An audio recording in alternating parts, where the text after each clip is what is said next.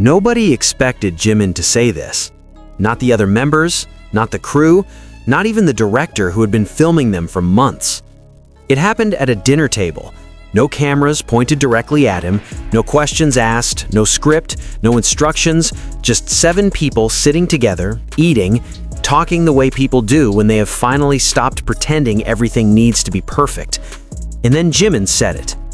Maybe we should do it again. One sentence, completely unplanned, and it became the moment that millions of people around the world could not stop crying over. Director Bao Nguyen later told Salon.com that he almost let that moment pass without saying anything about it publicly, because on the surface it sounds like nothing.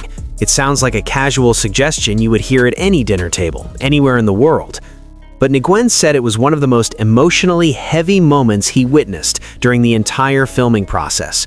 And once you understand the full weight of what those words actually mean, what they represent, who said them, and what it cost to get to that moment, you will understand why. Stay here, because the most important part of this story comes at the very end. Hello everyone, welcome back to this channel. If you love BTS content that actually goes beneath the surface, not just clips and highlights, but real analysis of what those moments mean, you are in the right place. Subscribe and turn on notifications, because this is exactly the kind of content we make here, every single time. Alright, let's go deep.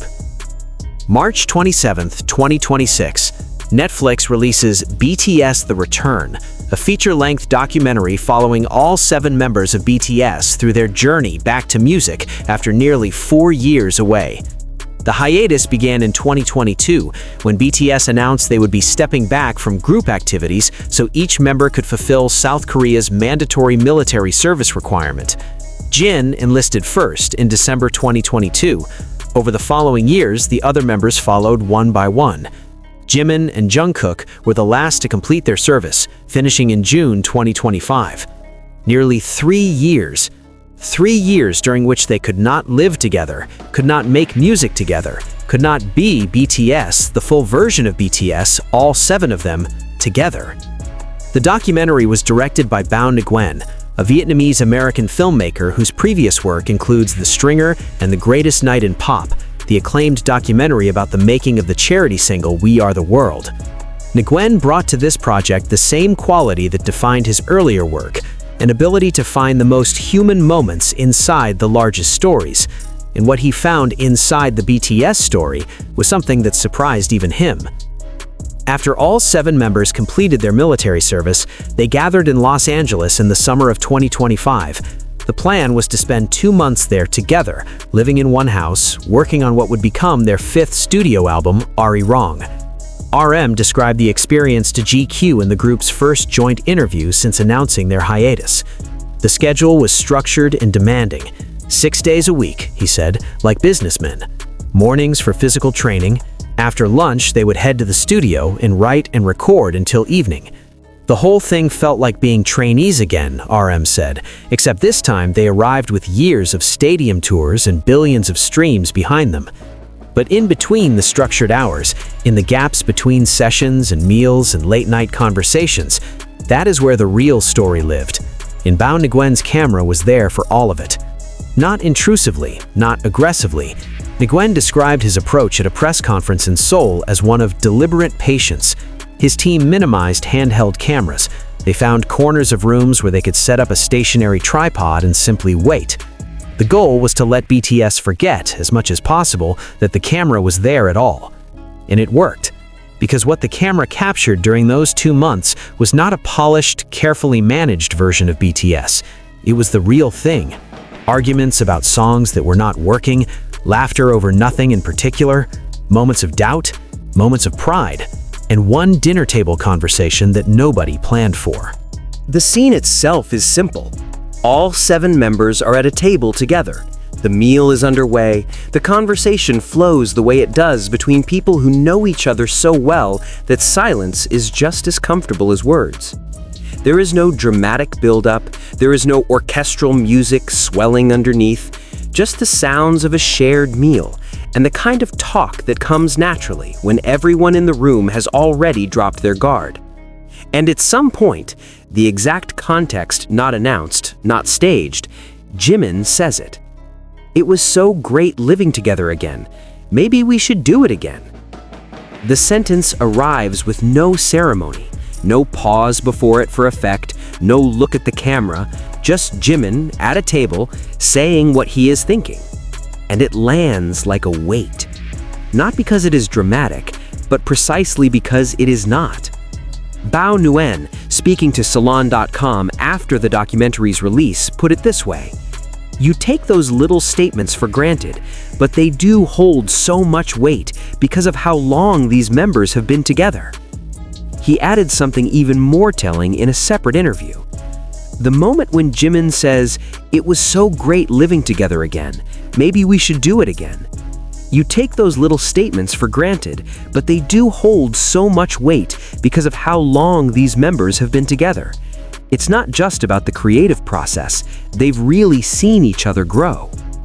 That last line, "they've really seen each other grow," that is the key to everything. Now, here is the part that almost nobody has talked about since the documentary came out, and this is what separates a surface-level reaction from actually understanding what you are watching. Jimin joined BTS as a trainee in 2012. He was 17 years old. He did not even come from Seoul.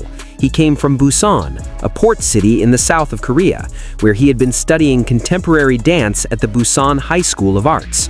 He had been training at Big Hit for less than a year when the group debuted in June 2013.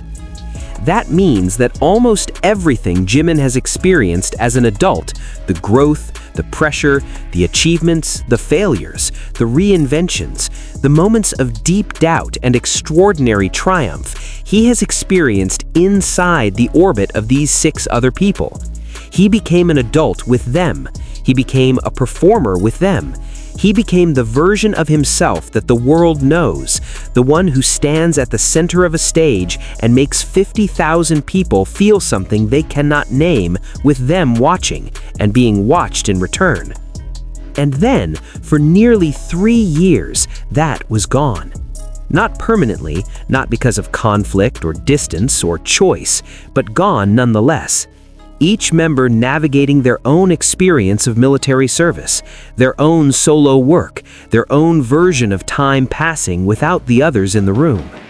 When Jimin finally said, "Maybe we should do it again," what he was really saying, underneath the casual surface of those words, was something much older and much quieter.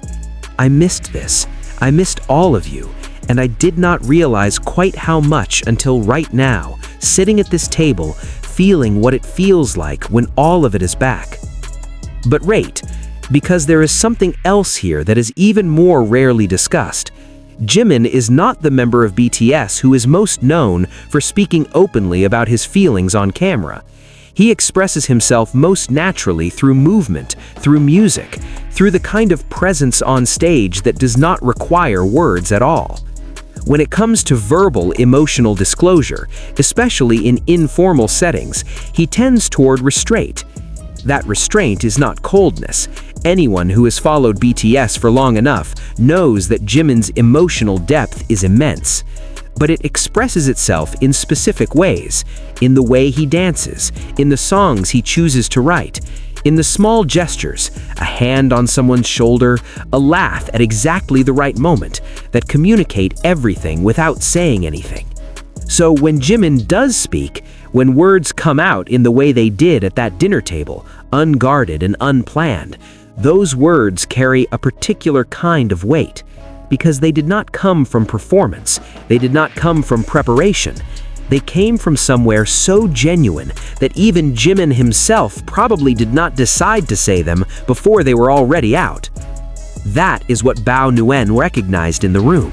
That is why he described it the way he did, not as a highlight moment he had been waiting for, but as a moment that caught him off guard and stayed with him. And what makes all of this even more remarkable is this: Nguyen almost didn't capture it at all. Not because the camera was not there, but because of the filmmaking philosophy he brought to the entire project. He did not want to intrude. He did not want the presence of the documentary crew to alter the way BTS behaved in their most private moments. So his team waited.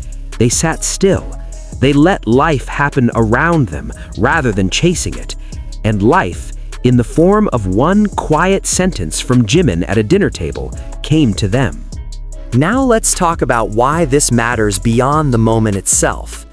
Arirang, the album that came out of those 2 months in Los Angeles, debuted at #1 on the Billboard 200 with 641,000 album equivalent units in its first week.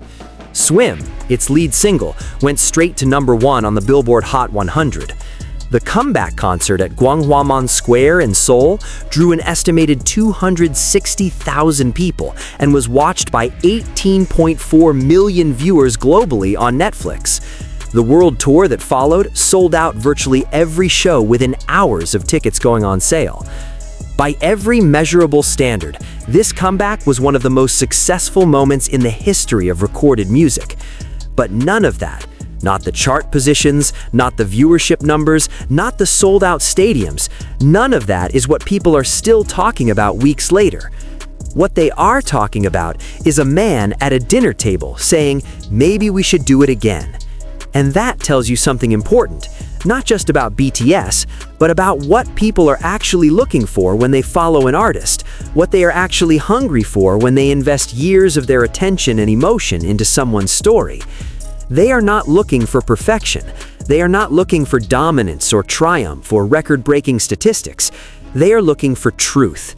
They are looking for the moment where the carefully constructed image falls away, and what is left is just a person, a real, complicated, imperfect, genuine person saying something honest. Jimin gave them that, without trying to, without knowing he was doing it, in the most ordinary setting imaginable, at a table with food and friends and no script in sight. And the world responded the way it always responds to something real. It felt it. This is the part of the story that I want you to sit with for a moment.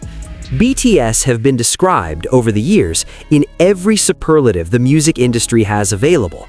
The biggest band in the world, the most dedicated fan base in history, the group that changed K-pop's global trajectory permanently. All of it is true. All of it is earned. But underneath all of that, underneath the records and the stages and the cultural impact, there are 7 people who met as teenagers and became, through years of shared experience, something that does not have a clean word for it. Not just colleagues, not just friends, something that forms when you share the most formative years of your life with the same group of people, when you grow up together under extraordinary circumstances, when you see each other at your best and worst and everything in between. And Jimin, quietly, at a dinner table, in a documentary that the entire world was eventually going to watch, said exactly that in the most understated way possible. He did not say, "I love these people." He did not say, "These years have meant everything to me." He did not give a speech. He said, "Maybe we should do it again." And somehow that said all of it. Because those words only make sense if you already know what came before them. If you already understand the years and the distance and the 3 years of separation and the 2 months of reunion. If you already carry the weight of the story. And ARMY, who has carried that weight alongside them for years, understood immediately. That is why they cried. Not because the moment was sad, but because the moment was true. And because sometimes the truest things are the ones that arrive most quietly, with no announcement and no warning, in the middle of a dinner that nobody was filming for the highlight reel. That is who Jimin is. That has always been who Jimin is. Someone who does not need the biggest stage or the most dramatic setting to say something that reaches all the way to the center of you. All he needs is a dinner table and 6 people who already know the whole story. So now I want to ask you something. Out of everything in BTS The Return, or in BTS's entire journey, which moment has stayed with you the most? Not the biggest one, not the most spectacular, but the one that felt the most honest, the one that reminded you why you started following them in the first place. Write it in the comments. I read every single one, and I will reply to as many as I can. If this video made you feel something, whatever that something is, share it with one person who you think needs to hear this story. One share from you means everything to this channel. Don't forget to like, subscribe, and hit that notification bell so you are always the first to know when we go deep into another BTS moment that looks ordinary on the outside, but carries an entire world inside. See you in the next video. Army, we purple you.